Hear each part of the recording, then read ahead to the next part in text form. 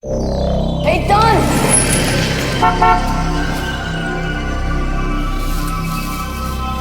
Hey! What are you guys doing here? What the hell you think we're doing? You're graduating from high school, ain't you? Yeah, I guess. It's just no big deal. What, no big deal? I suppose you're gonna tell me that this is no big deal too, huh? What's this? You got in.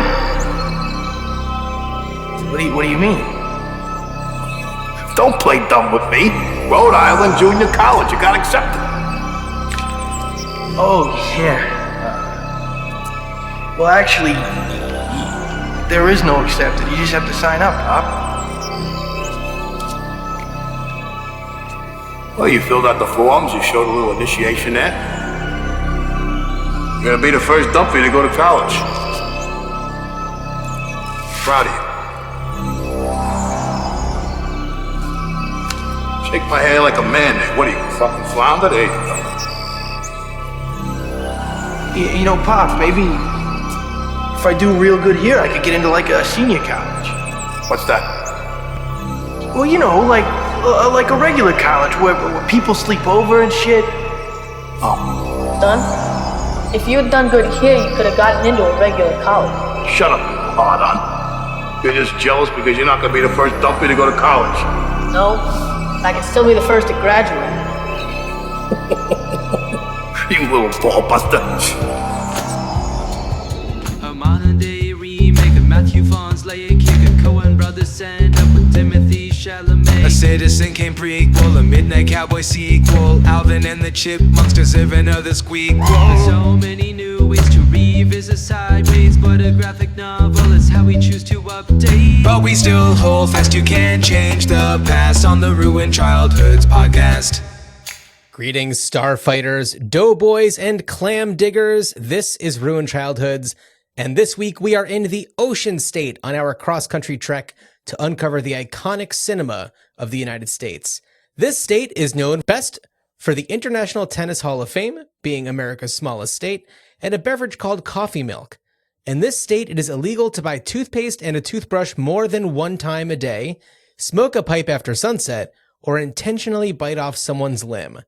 And this state is the birthplace of Bobby, but not Peter Farrelly, directors of Dumb and Dumber, There's Something About Mary and Kingpin. They also co-wrote the screenplay for this week's movie, Outside Providence. That's right, we're in Rhode Island. Dan, have you ever been to Rhode Island?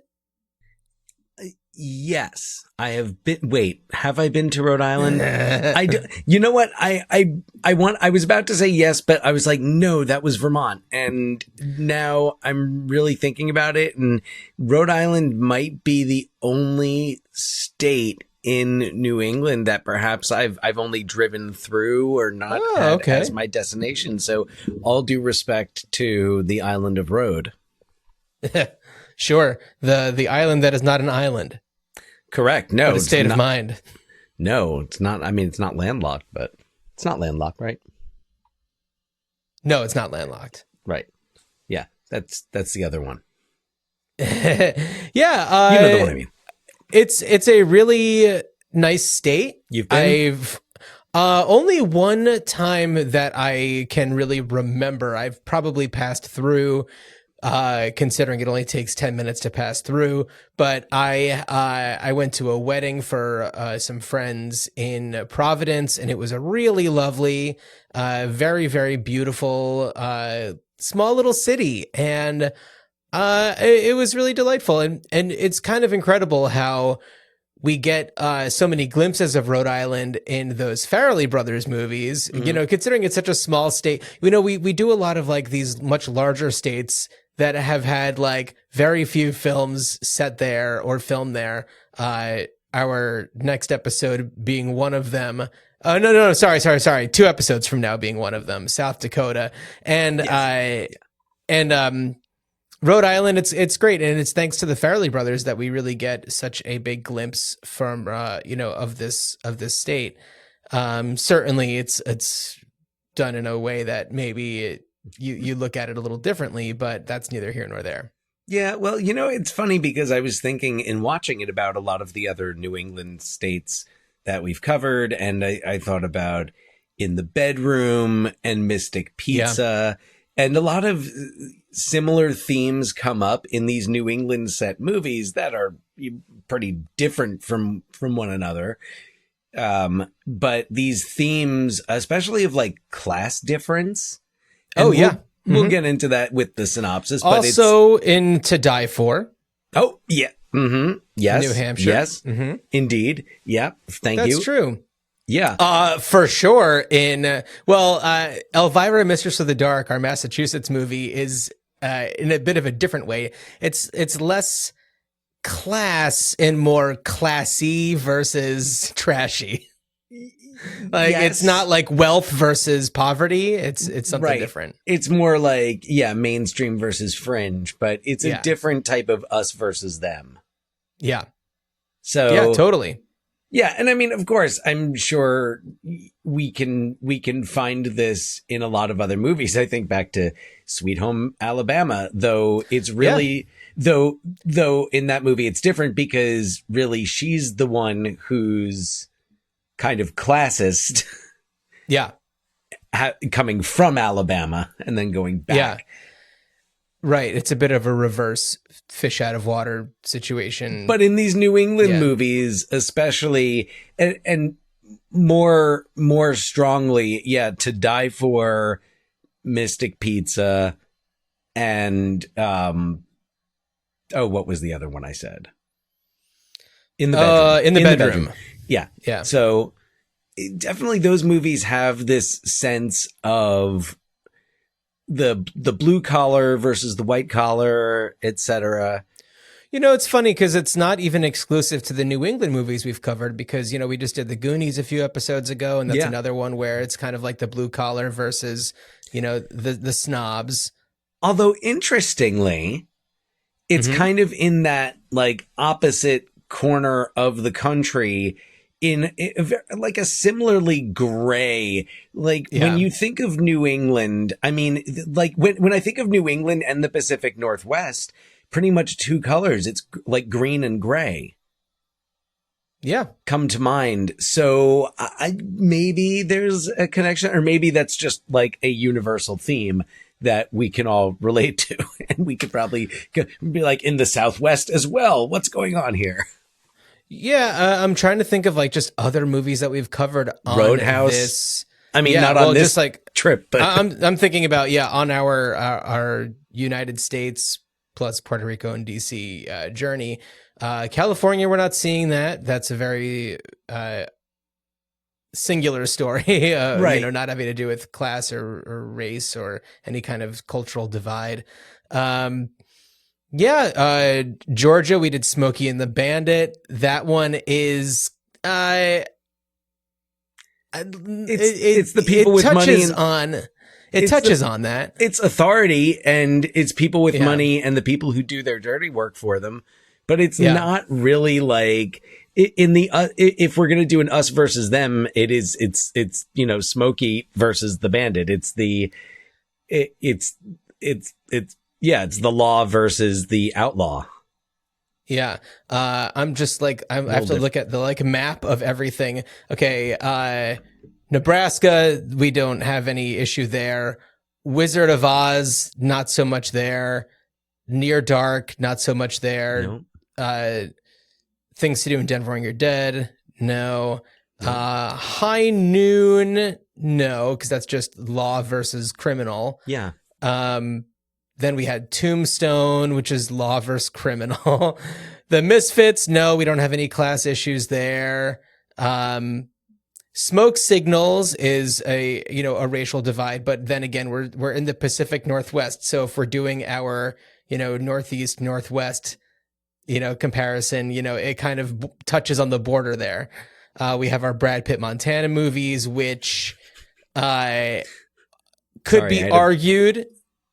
I'm going to share a bad joke and say, forgive me as you're mentioning Smoke Signals. And of course, if you're watching this on YouTube or Spotify, you're seeing my, as we're determining what falls under the, class struggle film subgenre, in terms of theme. And as I'm looking skeptical about smoke signals, and I wanted to say, I have my reservations about that one. And I am sorry.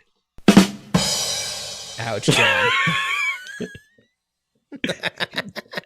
Thank Not you. a sound effect show. We're not a sound effect show unless we're playing a game. But I knew it was coming, and I was like, "Ooh, I got something at the ready right there." Wow. Okay. All right. Fantastic, John.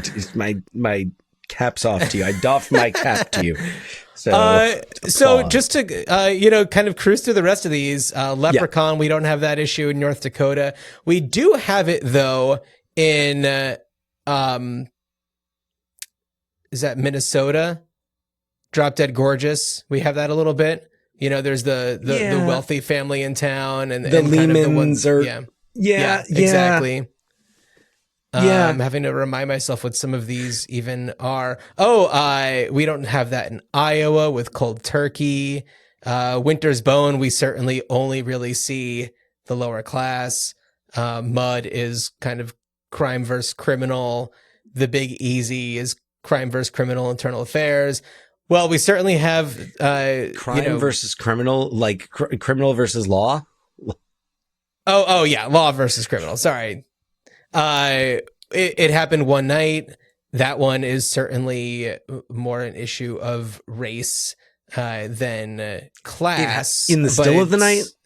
In the heat of the night. In the heat of the night. Not it happened. You said it happened one night. Oh, it happened one night. And I'm like, oh my God. like the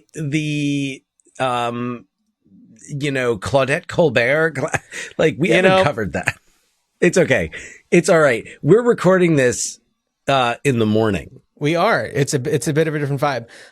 Wayne's World, we'd see it a little bit. We see a little bit of class divide. Hoosiers, not so much. We're all kind of in the same boat there. Then we have, Michigan. That one was that Anatomy of a Murder? Anatomy of a Murder, yeah. So that one, not so much. Not so much. Did I say Wayne's World already? Yeah, I think I already said Wayne's World. Welcome Home, Roxy Carmichael, not so much. Hoosiers, not so much. I'm having to have we missed any? Like what? Remind me again, like what? Mallrats? No. Mallrats, no, it's not really class. Barely with like fashionable male, like the fashionable male guy, the Ben Affleck character. Kind of. No. And then we have Sheba Baby for Kentucky. No. Let's see, what was this? Oh, that one's Smokey and the Bandit.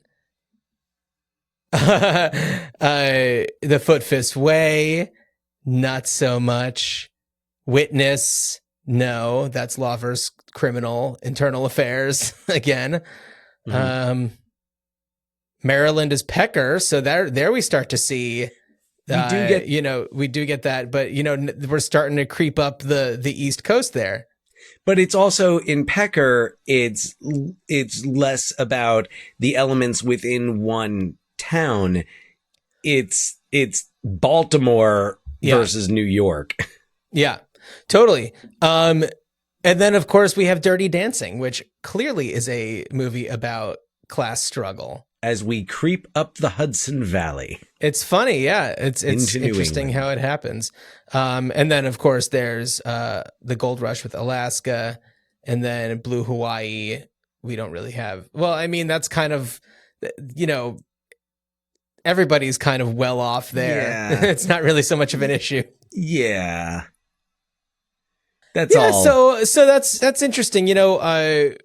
Just circling back now to the Farrelly brothers. Mm-hmm. And I don't know too much about their upbringing, but I have to imagine that they weren't like super well off. I know that Outside Providence for Peter Farrelly was a very like personal type of story. It's what one might call a Bildungsroman. Ooh, look at you. Yeah, I know, right? a work of fiction that is very autobiographical. Yeah. So, and then, clearly we see other movies of theirs, Dumb and Dumber, certainly a big class difference movie. We don't really get that in There's Something About Mary. No. Kingpin is not really a class thing. It's a culture thing. Yeah. I mean, if you want to compare Woody Harrelson's character versus like Bill Murray's character, there's a bit of but that's more of like a con Character. man and naive. Sleaze and sleazier. Yeah. And certainly there are way more Farrelly Brother movies, but those are like the Rhode Island Farrelly Brother movies. I think was like Stuck on You and Shallow Hal. Oh yeah, Stuck on You. That one. Oh no, that one was in L.A. That one was set in L.A. That was L.A. Oh right, because he was trying to be in. That was okay. So Stuck on You, because I don't know if we'll ever talk about it otherwise. I doubt we will. That was one of our family Christmas Day movies. Was it really? Like that year, whatever year that was, I remember Stuck on You. Stuck on You, because I think that was the movie that like 2003. Yeah, that's what I thought. And I think after that, it was where Mom was like, yeah, no, that's what we always do. We look, we just try to go see something stupid. I was like, what, like Shakespeare in Love a few years ago? Shakespeare in Love, the Royal Tenenbaums. Yeah. I remember those as being some of the, from that era. Dad still hasn't forgiven us for the Royal Tenenbaums. Oh, one of the greatest movies ever made in modern times. Like that we went into the city to see it, the only theater, when it was just in like limited release to get into Oscar contention. And our father's not a fan of driving into New York City. So he was going into it with a bad taste in his mouth to begin with. Or art house cinema. Yeah. Though I feel like of any Wes Anderson movie, not to tangent off there, of any Wes Anderson movie, though, I feel like especially the character of Royal Tenenbaum would. I wonder if he would see it in a different light now. It's been so long. And if you put it on for him and didn't tell him you've already seen this before and didn't like it, would he maybe come out of it being like, that was pretty funny. I'm sure he'd laugh at certain things and see certain things. But, it was very unique for its time. And now, of course, movies have kind of shifted generally to that kind of vibe. Well, also, like, it was Wes Anderson's third movie versus now where Wes Anderson is a genre. Yeah. Yeah. So, totally. It would be interesting. We will have to... if we could arrange some type of screening with him at some point, I think what would be fun is to like go through all of our old like Christmas Day movies and, however many we can remember and rewatch them. No, I just remembered another, one of those like really silly ones that we saw, Munich. Oh yeah. So silly. What a funny story. Yeah, I know. I'm not going to go much more into that right now. Getting back to Rhode Island, getting back to outside Providence, which specifically where outside Providence, another town you might have heard of, Pawtucket, where Family Guy is set. Right. Yeah. So, but that shall we synopsize? Let's do it. Okay. Tim Dunphy has gotten into trouble one too many times, so his single father sends him off to Cornwall Academy, a hoity-toity private school, for his senior year. At Cornwall, Dunph navigates new friendships, a budding romance, and a difficult school administrator with his life at home, a wheelchair-bound younger brother, a group of burnout friends, and the emotionally withholding father who is quietly dealing with his own struggles. That's all I've got, Dan, for the synopsis. Clearly, there's so much more that you can go into, but it is a family story. Like you're saying, blue collar family, where he's sent off to spend his final year of high school with, these hoity-toity people, and it seemed like it was really just to kind of get him out of the house because he was causing too much trouble with his friends. But it's probably a very expensive endeavor to send your kid off to Cornwall Academy. Yeah. And also for him to get in there is another thing. Although it seems like he was a pretty decent student. Well, it's one of those things that they kind of gloss over in the movie. Not that I necessarily care because I'm not I'm not screening this for Oscar contention. So Right. I'm kind of like, okay, whatever. The way that he gets out of trouble. So they explain that when he gets busted, and I don't have it in my notes and I don't remember what he gets busted for. But The last thing that happens before he gets sent off to Carl, he and his friends are getting high in the car and they crash into a parked cop car. Right. Yes. I remember that. That was that. I think I remember that being in like the trailer for the movie. And it was like, We'll talk about the marketing for this movie in a little bit. Yeah. Oh, yeah. So that happens. And the explanation of how he got out of trouble with the law was that his father's friend Kavich has some influence, and there's some there's always this hinting that Kavich is connected to the mob, but they're always like, is it just talk? But no, then he gets him out of trouble. But I don't think I don't think Kavich gets him into Cornwall Academy. I can't imagine that his ties would run that deep or in that direction. Right. In that direction. Right. So anyway, he's there. Sure. Yeah. And also this movie's set in the 70s, and similarly to our last episode when we were talking about the Rum Diary, like that movie felt like the 60s. Not that I was there. This movie feels like the 70s. Yeah. They did a really good job of making the tone feel right for it. And the music, of course, is great. Of course, a lot of the, wardrobe and setting and everything just really feels authentic to the time and the location. And I'll just run down the cast list really quickly. Yeah. Sean Natosi plays Dunph. Amy Smart plays Jane, who is the, I wouldn't say overachieving, but she does really well in school, enough to get into Brown. And go getter. She's a real go getter, but she and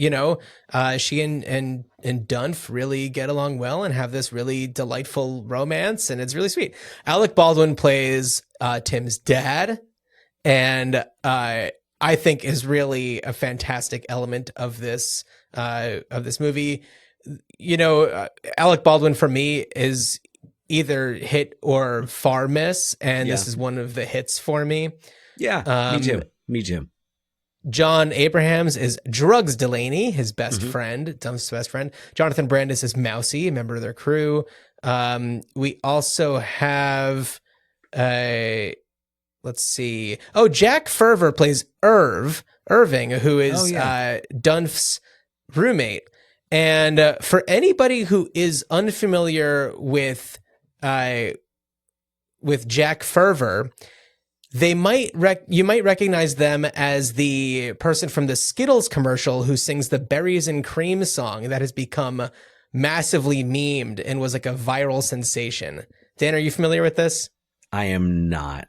It was just like it kind of passed me over. I think that we're kind of aged out of experiencing the Berries and Cream sensation, but it's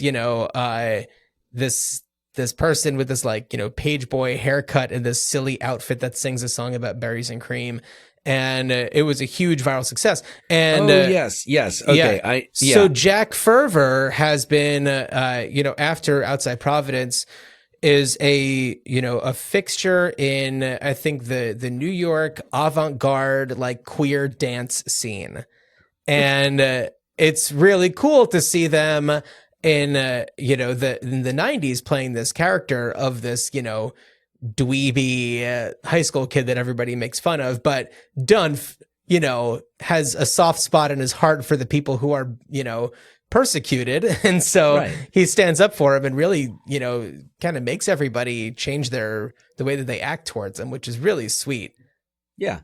Well, that's one of the endearing things about Dunph is that. But anyway, you're not done going through the cast, are you? Well, no, because we've got Alec Baldwin's buddies. You mentioned Kavich. We've got Richard Jenkins as Barney, and we have George Wendt as Joey. who is a really interesting character. You know, they sit around a table and play poker all the time, and you know, they talk about real things, but they do it in a very like blue collar New England kind of a way. So when they discover that the character of Joey, George Wendt's character, is gay, you know, they have their one moment of like discomfort, but then you see them all back together again and they're laughing and doing the same things that they normally do, and it's not an issue.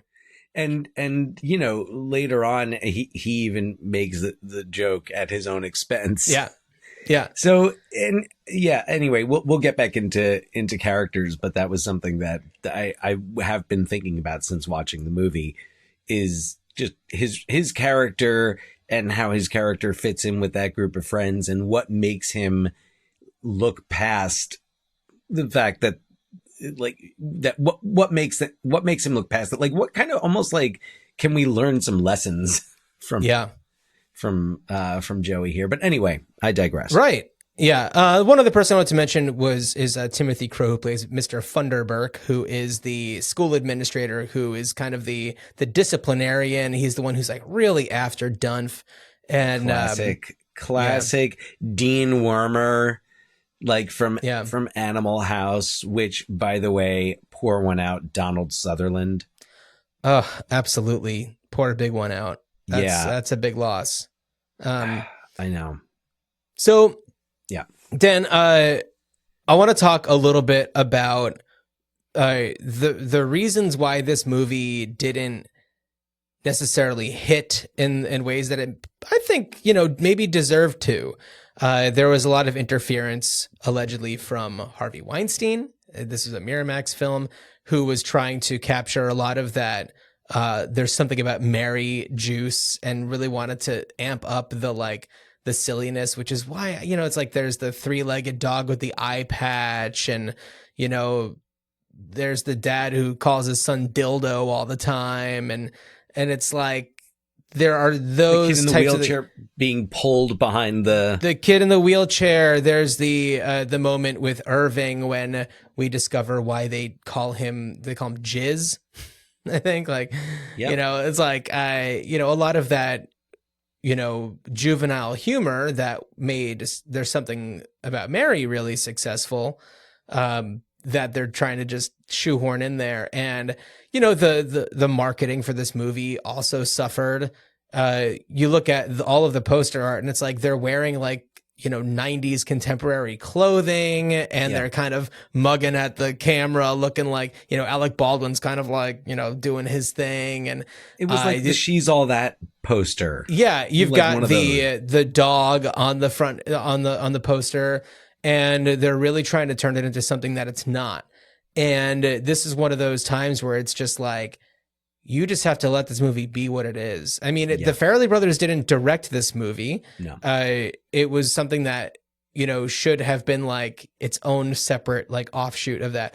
And as we've seen, the Farrelly Brothers are capable of doing more than that, you know, gross out humor, or, you know, conjoined twins, or, you know, poking fun at the developmentally disabled. You know, it's like there's, you know, they contain multitudes. I don't believe they necessarily deserved for Green Book to win Best Picture, but no, but it's still like it was a serious, straightforward but they are feature. capable of telling those stories. They are capable of doing that. And I do wonder how much of their earlier career as directors was kind of forced on them after, you know, one of their hits, or two of them. I mean, Dumb and Dumber is a classic. It is. I mean, I'm sure there are certain words in it that we don't use today, but otherwise it's a pretty fine movie. Cultural phenomenon. As was There's Something About Mary. As was There's Something About Mary. I watched There's Something About Mary last night just because I was like trying to refresh myself on like the vibe and the feeling of watching like what you would maybe consider an authentic Farrelly Brothers movie. And it's like, despite the the jabs at the developmentally disabled and the gross out humor that ends up on the poster and all the trailer moments and things like that, which is such a small part of the movie. Yeah. It's a really fun story. It's performed well by everybody who's in it, and you understand why it works. I watched Kingpin recently, not necessarily to prepare for our episode on The Witness or this episode, but I think that I just wanted to watch a bowling movie. And, you know, as we talked about on our Pennsylvania episode for Witness, you know, jabs at the Amish are, you know, it's punching low. It's you know, hitting a community that's not going to fight back. And it's unfortunate just because they do things differently than traditionally we're accustomed to seeing. And nevertheless, Woody Harrelson is great. Yeah. Randy Quaid is great. Bill Murray is Bill Murray.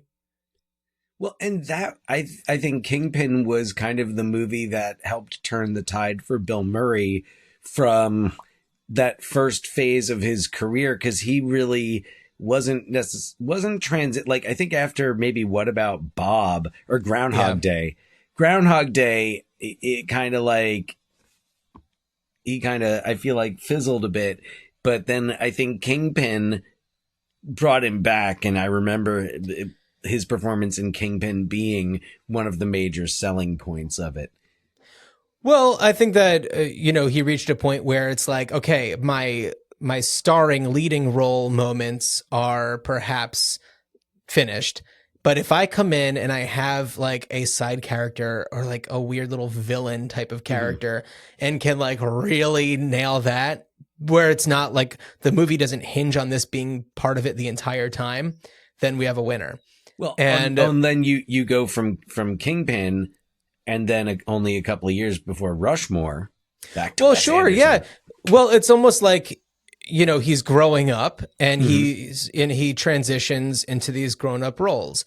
You know, doing dramas like, you know, working with Jim Jarmusch on Broken Flowers, of course, doing you know, Rushmore, Royal Tenenbaums. Yeah, you know, Coffee and Cigarettes, which is Lost in Translation with Lost in Translation, Sophia of course. Coppola. Yeah, a few with Sophia Coppola. Yeah, so when you start getting into these more like adult roles, it's like he had this transitional phase where it's Ed just Wood. like, I'm just gonna have a little bit more fun. Oh, he's fantastic in Ed Wood. Ed Wood, yes. Yeah.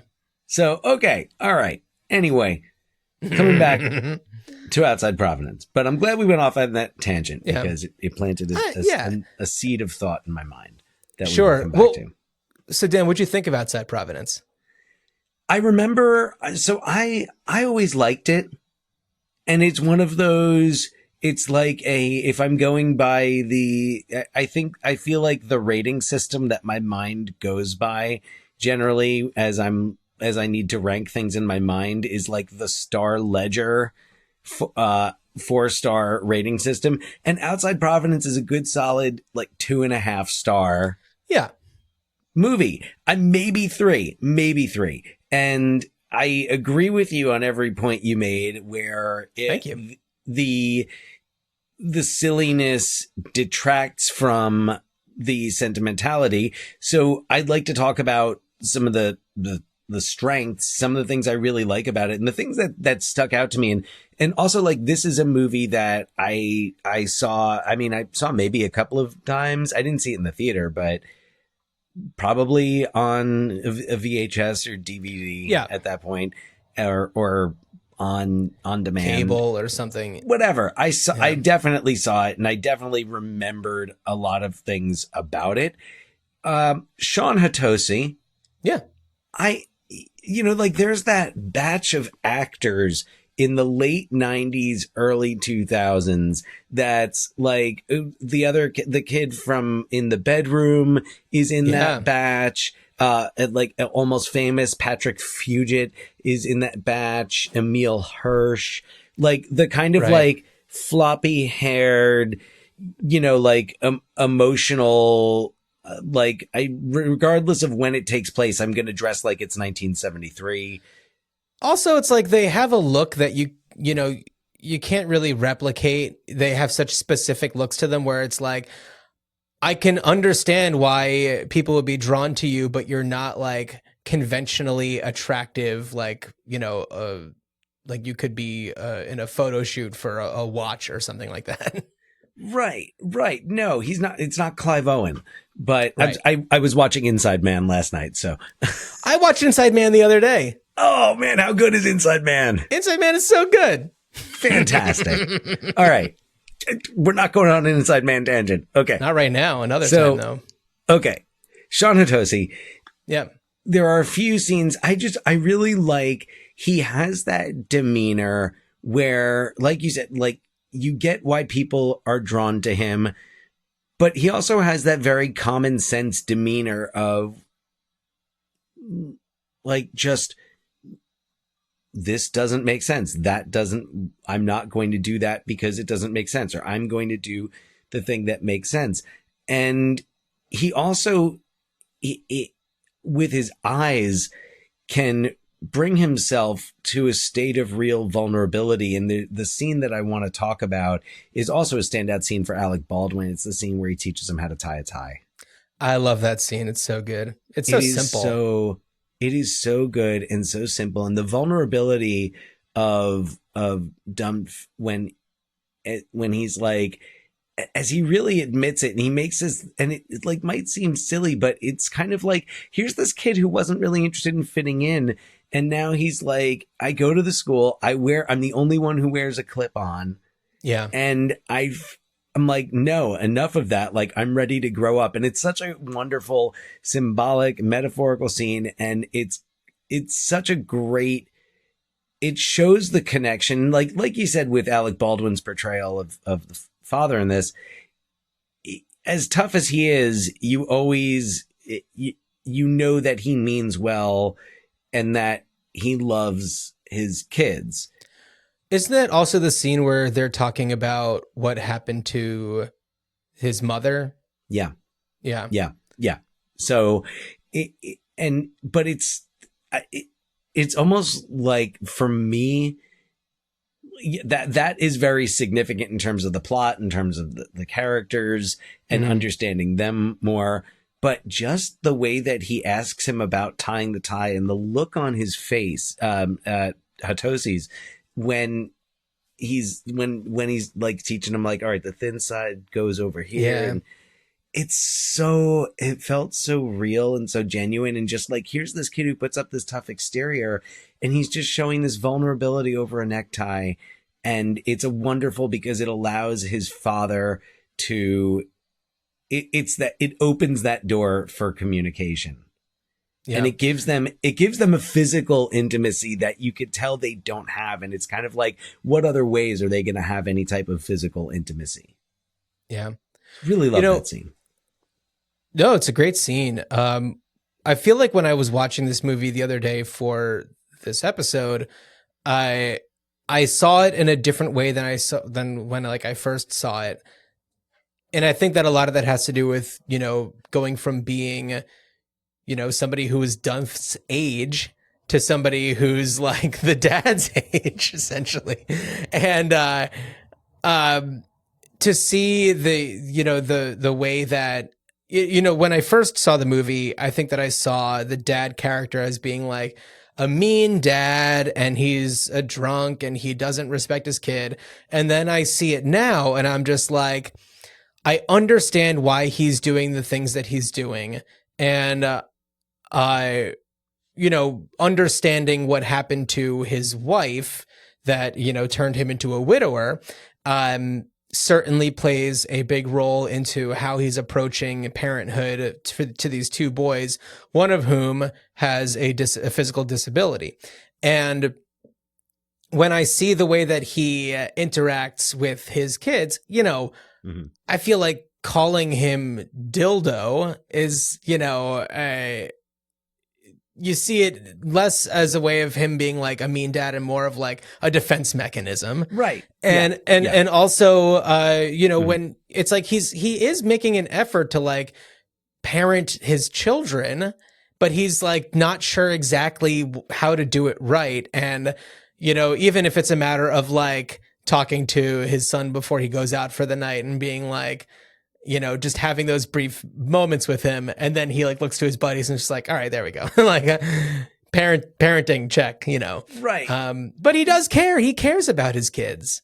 He does, very much so. And in fact, in watching it, watching it from an older perspective, watching it as a parent, and also watching it knowing what happens and like why, what leads to this behavior. Like there were moments where I felt when he has to go to the police station. Yeah. I'm like, oh man, I feel bad for this guy. Yeah. And yeah, definitely wouldn't have felt bad for him before, but I'm just like, oh, his ass got woken up, and I'm sure all he wanted to do was get a few hours of sleep. Totally. Yeah. I really appreciate those kind of movies where you see it differently when you're at a different point in your life. And this is one of them where it's like, this movie is maybe a few ticks away from being like going from like a good movie to a really great movie. Right. The difference between the 2.5 and the 3 stars. Yeah. 3 stars for me, like 3 stars was a good solid movie. It was worth the price of admission. 4 stars was reserved for like the best of the best. Yeah, it was like your Schindler's Lists and whatnot. The quintessential 4-star movie. So, and you knew that your 3.5s were really. It's like, oh dang, I gotta go see that one. We're probably going to be really good. But anyway, to go back to, and have I discussed on here the assignment that I've recently given my students? And for those who are listening for the first time, I teach high school language arts. You were talking recently about media literacy. I don't know where you're going with this. So, okay. Past media literacy. So in fact, wait, quick timeout. Congrats, grads. Yeah. Hey, class of 2024. There we go. Yeah. So all right, sorry, go ahead. Of class of 2024, my students who recently graduated were assigned essays. And this was kind of what we did as we're going towards the end of the year. And they were definitely like 1 foot out the door already. We did an assignment called Revisiting Childhood. And actually it was suggested by a student.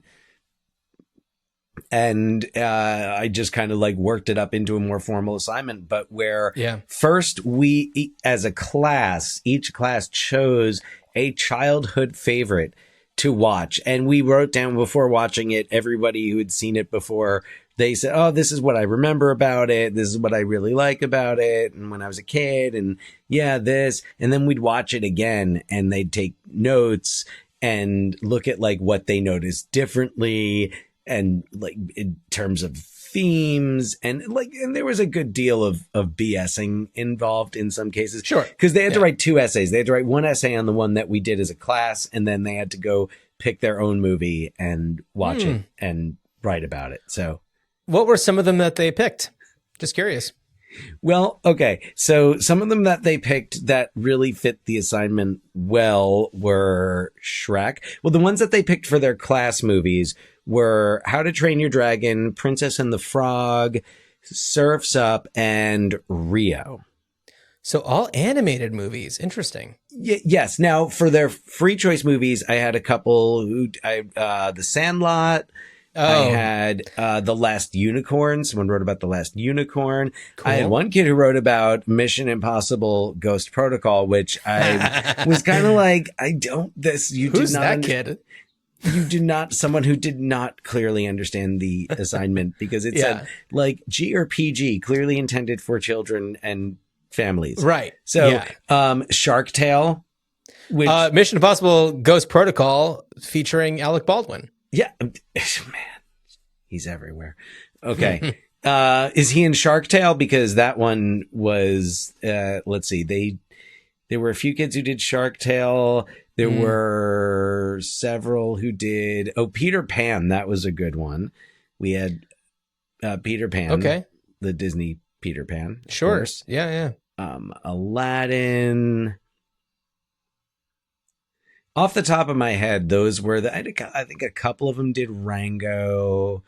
Tangled, Frozen. We had a few of those. Yeah. So interesting, cool. But it was really interesting, like what they noticed and what they like the different things that they picked up on, and like messaging that they saw. And like one kid who was writing about Princess and the Frog was like, I kind of think it's problematic that the first black Disney princess is green for most of the movie. Yeah, totally. So I was like, oh shit, that's a good point. Yes. Yeah. Yeah. So anyway, it is a really interesting. What a cool assignment. Really interesting and really fun. And I was like, you know what? This is not going to be too much of a chore to read them analyzing. And it was funny because I wrote a demo one. I sat down to write a demo one, but of course, because my brain isn't normal, I wrote it. I was like, what if The Exorcist was like a childhood classic that we watched in our house? So I wrote my essay as though The Exorcist was an old family favorite, and like, what did I notice differently this time? And I don't think you understood the assignment. I didn't, but I wrote it. It's still a fun essay. I'll send it to you, but I don't know why. I just started writing it, and next thing I knew, I was like, I'm kind of in a groove with this. You know what, listeners? We want you to do the assignment. Email us, ruinedchildhoodspod@gmail.com. If there is a movie that maybe you had as a childhood favorite, or if you were just in a different point in your life, maybe a movie that had one impact on you when you were young and then a different impact on you when you were older. For me, one of those is actually Inside Out, talking about animated movies. When that movie came out, I saw it. I really liked it. It was great. The day my daughter was born, that was one of the options of movies to watch in the hospital. Put it on, bawled my eyes out, because watching that movie when you have a daughter is different from when you don't have any children. And I took my kid to see the sequel just it was our Father's Day outing. We went to go see Inside Out too. And for me, it's like it's a very different emotional experience when you have a kid, and understanding, like, especially day one of having a kid and being like, oh my God, she's going to have such an emotional experience experiencing life. And, what's that going to be like for her? And every single thing that happens to her is going to develop new emotions, and it's going to be scary. And of course, that reminds me a lot of, very similar, The Exorcist. Actually, I think I do compare The Exorcist to Inside Out in the essay. Do you really? Well, in that movie, Inside Out takes on a very different meaning. So that's like if joy, sadness, anxiety, fear, and disgust were also joined by Pazuzu. Pazuzu, yes. Oh, I definitely mentioned Pazuzu by name a lot in the essay. It's a great name for a demon to like call out whenever you can. Also, by the way, when you started going into Inside Out, I had a brief moment where I thought you were still talking about Inside Man. Oh, I heard Inside, and I was, Inside Man. The day my daughter was born, I watched Inside Man again, and I was like, there's a bank robber inside of all of us. It's like Clive Owen is kind of like a fetus in it. Just hiding out, waiting to come out. Yeah. So Dan, to bring things back to Outside Providence, I should have mentioned this when we were talking about kind of like the marketing and some of the things that maybe set this thing up for failure a little bit. But I saw on IMDb they have like if there are foreign titles for movies, and I did a little Google Translate on a few of them to see what they would turn out to like say. Because Outside Providence, clearly, if you live in America, you would probably understand that Providence is in Rhode Island. And, I'm sure that Outside Providence for Peter Farrelly has its own other meaning, and it's, based on the book that he wrote. But the Spanish title translates to, I Can't Lose You Over Something as Stupid as Sex. Which is a really interesting title, but for a different movie. Right. The French title translates to The High School Years. Boo. Bad title. The first one you said sounds more like a French title. I know. I can't lose you over something as stupid as that. Yeah. That totally sounds like it would be like a French farce from the 70s. Totally. Absolutely. Takes place And, over the course honestly, of a weekend at like a pastoral manner. It's like a French New Wave kind of thing. Yeah, it sounds like a lot of fun. The Portuguese title translates to "Let's Roll," which is interesting. I multiple understand. meanings. I see that. Yeah. Yep. This doesn't. Yeah. That doesn't either. Okay. For our video viewers. So I think that, that was really just like, setting this thing up to be something that it's not. And perhaps those titles were based just off of the trailer. I don't know. Yeah. Couple other just performances and moments to go over. First of all, Amy Smart. Interesting career. She, as soon as she started popping up in movies like this and Road Trip, it was I kind of got, all due respect to Amy Smart, but I kind of got Amy Locane 2.0 vibes. Interesting. So, and it's interesting because like Amy Locane kind of popped up as that character, or as a similar School character Ties. in a few different movies in a span of like, I don't know, 5, 6, 7 years. Amy Smart kind of did as well. And also it's like the other connection is Amy Locane was opposite Brendan Fraser like twice. Yeah. And Amy Smart, I want to say, was opposite Breckin Meyer in. I was going to say Breckin Meyer. Yeah. Yeah. So that was the Tracy Hepburn of the aughts. Interesting. Of course, Amy Smart different. Amy Locane. I don't think Amy Locane has like a crank on her resume. DUI on her. She may have crank on her arrest report, but not her IMDb page. No, but like Amy Smart does have the distinction of having been in Crank, which is a fun movie. Crank is a wild movie. Yeah. And Crank High Voltage, also a wild movie. I still haven't seen it. Isn't that what the second one is called? I think that's what the second one is called. Definitely, yeah. Without a doubt. But anyway, and I think that Amy Smart, I know that she did a bit on Shameless, and so I don't know what she's been up to most recently, but she's still doing. But her she thing. kind of like that was like, was she in Road Trip? So well. Was she in Road Trip? Like, did she go 3 for 3 with Breckin Meyer? Here, let's just do. I'm typing in Amy Smart, Breckin Meyer. Let's see what we come up with. Road Trip, Rat Race. She was in Rat Race. Okay. Yeah. That's 3 with Breckin. Is that 3 with Breckin Meyer? 3 with Breckin Meyer is the French title for Rat Race. That's the translation. Oh, right. She was in Just Friends. Just Friends. Ryan. Ryan Reynolds, Chris Klein. I remember seeing that movie in the theater and actually having a really good time. I don't love like fat suit movies. And that is like the fat suit movie of the year for that time. And it was when Ryan Reynolds was first starting to like develop his voice on screen.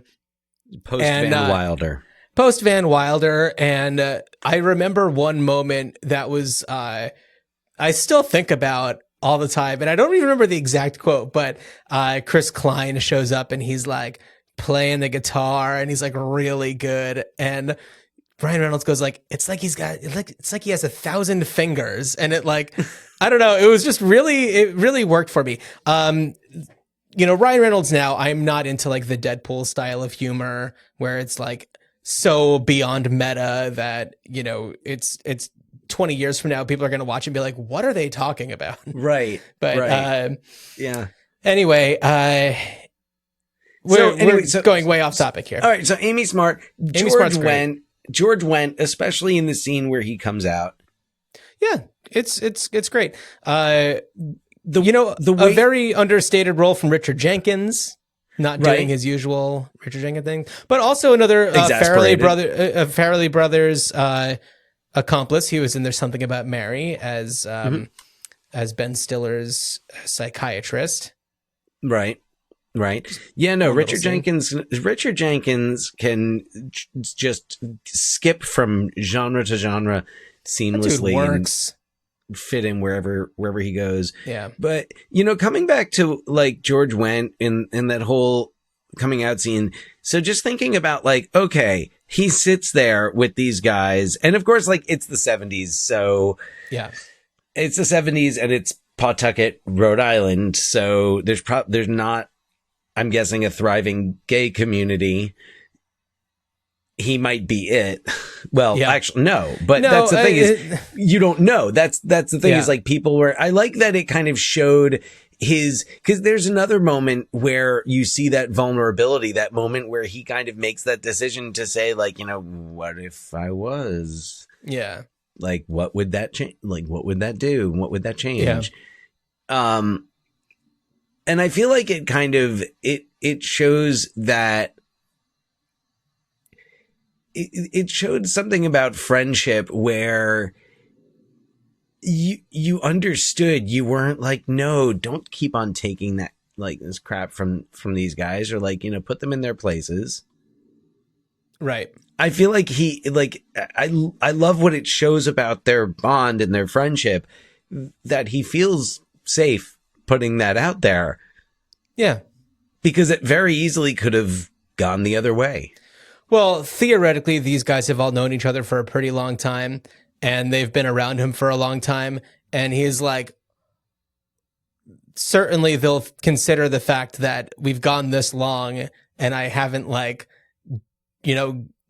gotten them exposed to my contagious gay disease or something, right. And I haven't come on to them. So it's like, perhaps they'll recognize that. So yeah, I mean, in a 3-star movie rather than a 2.5-star movie, you would have gotten a little bit, maybe more of that. But I guess that is what leads us to, the next segment of the show, which is like, Dan, what would you do to maybe deliver a 3-star version of Outside Providence? Oh boy. All right. What would I do to, also, first of all, I wasn't able to find a copy of the book, but I was able to read a little sample of it online. And it does seem to play pretty, the movie seems to stick pretty faithfully to at least what I read. Mm-hmm. In terms of, like, just descriptions and characters and things like that. So not that huge of a jump from what I read. So anyway, first of all, I would maybe, make that novel. I don't know how you would make that novel more available. It's not like people are clamoring for it. It's like people aren't necessarily rediscovering this film. Right. When we were talking about Wes Anderson and thinking about 70s sensibilities and like not focus and like focusing on kind of the right things, but also talking about the Royal Tenenbaums and thinking about how a character like Royal Tenenbaum was made to be sympathetic, where he was definitely a flawed character, and wore it on his sleeve. I'm like, I don't think Wes Anderson would ever remake Outside Providence, but I would love to see Wes Anderson remake Outside Providence.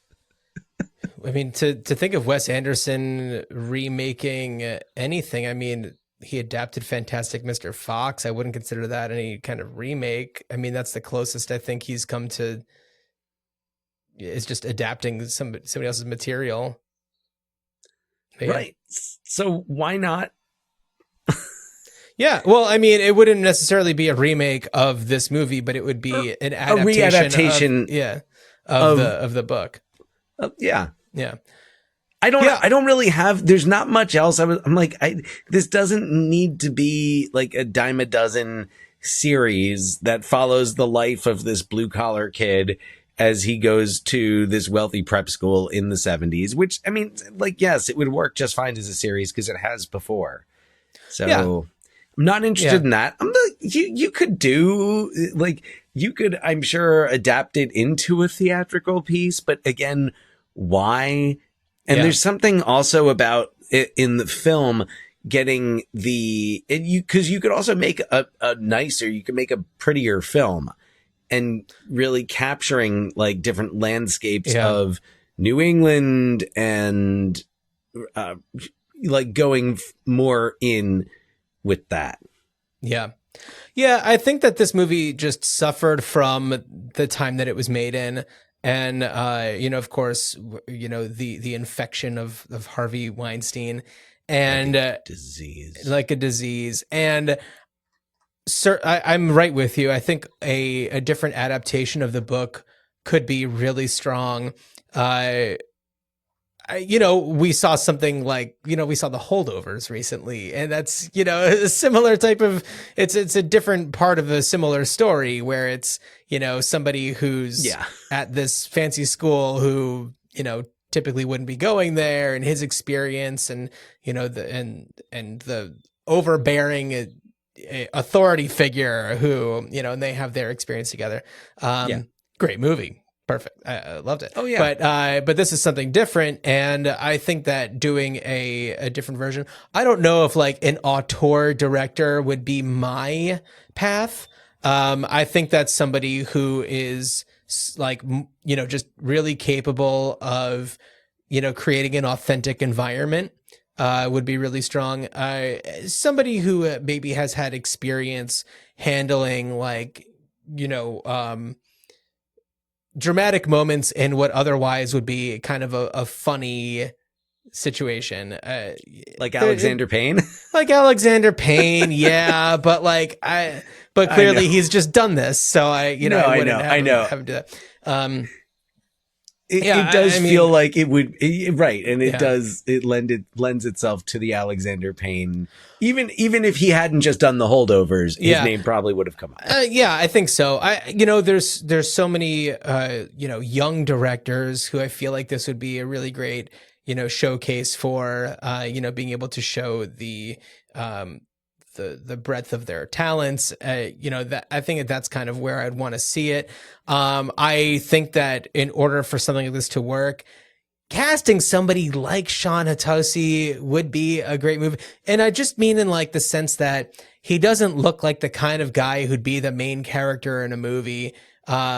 He's got these funky teeth and, he speaks in the, Rhode Island accent and stuff. And his voice kind of draws like he's got like an interesting thing going, but he's like, he's charismatic. You can tell why everybody likes him. And it's not like they like him because he emits being a cool person. They like him because he makes them feel, he's genuine. Like, he's not putting on airs for anybody. I really liked the scene. Sorry. Okay, go. Let me jump in there. No. Cause even like he cannot, I was like, when do you even see him lie in the movie? When he tries to lie, he can't do it when he's lying about the bong. It's terrible. So like, not a fake bone in his body. Yeah. I really like the moment when we are introduced to Irving where the school, like they choose one person to sing the school song, which is like such a cruel thing to do to a high schooler. And they pick Irving. And even though he knows it, the pressure just makes him crumble and everybody, laughs at him and he gets like demerits and stuff like that. And then, the next thing is we see Dunph in the room that they share together. And he's practicing it because he doesn't want to be put on the spot. He doesn't want to be, put in that same position. And Irving is feeling like he's making fun of him. And he's like, no, I'm not making fun of you at all. Like, I just don't want to be in that situation you were in. And, that's when he's like, and you should be practicing it too. And and that's when we kind of get just more into their characters and we get to know them more intimately. But yeah, it's a sweet movie that, I don't know, like kind of defies the odds. And it's so unfortunate that they had so many things shoehorned in there to make it emulate some of the other Farrelly Brothers, choices from other movies. But not to mention bringing it back to the whole, like just the marketing and the rollout of this movie. It came out late August, early September, 1999. Yeah. after like a nation that had been through like quite a summer movie season with like from Phantom Menace to Blair Witch and Sixth Sense and everything in between. I don't know if I talked about this in the podcast, but now it feels like such an appropriate time. I had this dream a few weeks ago, and in my dream, I traveled back in time somehow, and I saw my present day girlfriend in 1999, and I saw her, and this dream could have gone in so many directions. But the thing that in my dream, said to her, it was 1999, was, oh my God, you've got to go see Blair Witch Project, like opening weekend. Like, you've got to see Sixth Sense opening week. I was like, you got to go see The Matrix. Like, that's all I could talk about was like the movies that she has to see before they could get like spoiled for her. Or, what month is it? What month is it? It's March. Good. The Matrix hasn't come out yet. But that's where like my warped mind went in my dream. This is my dream. I could have been doing anything. And instead, I love that. I could have warned people against 9/11. I could have done so many other things. Not that anybody would have believed that I was a time traveler, but yeah, we were warned about 9/11. Like, but perhaps if perhaps if I said, yeah, we weren't warned about 9/11. But perhaps if I said, you guys, and spoiler alert. Bruce Willis is dead in The Sixth Sense. And like before it comes out, and then like they see it and they're just like, oh my God, you're an oracle coming from a time that we don't even understand. And then I said, okay, so now that you trust me, here's the deal. Okay. United 93. Like, you know, but anyway, that's just me and my dumb dream mind. Go see the Blair Witch Project. Go see the Blair Witch Project opening weekend. Go to the one theater in the United States where it is playing in New York City. And I mean, I don't know. I think when it was released, it played in like one theater. But yes. Yeah. Anyway, go see it before the hype kills it. Well, talking about the hype being killed, Dan, do you want to talk about what we're covering on our next episode? Oh, unfortunate segue there. So, but not an unfortunate movie, because we are going to be revisiting 1983's classic, The Big Chill, set in South Carolina, filmed in South Carolina, written and directed by Lawrence Kasdan, starring Tom Berenger, Glenn Close, Jeff Goldblum, William Hurt, Kevin Kline, Mary Kay Place, Meg Tilly, JoBeth Williams. Am I missing anybody? I blacked out while you were saying all those names. I know, it's a who's who of 80s acting. Yeah, I mean, in a glimpse of Kevin Costner. A tiny glimpse of Kevin Costner, and also like the other stars of the movie, the songs, the music. We also have the future filmmakers themselves, Jake Kasdan and Jonathan Kasdan. So there's that too. It's a family affair. I'm so excited about it. I love this movie, about Dan. We'll talk more about that on the next time. It's a wonderful movie. Yeah. All right. Well, while you are heading outside Providence, I wish you a good journey. Good journey.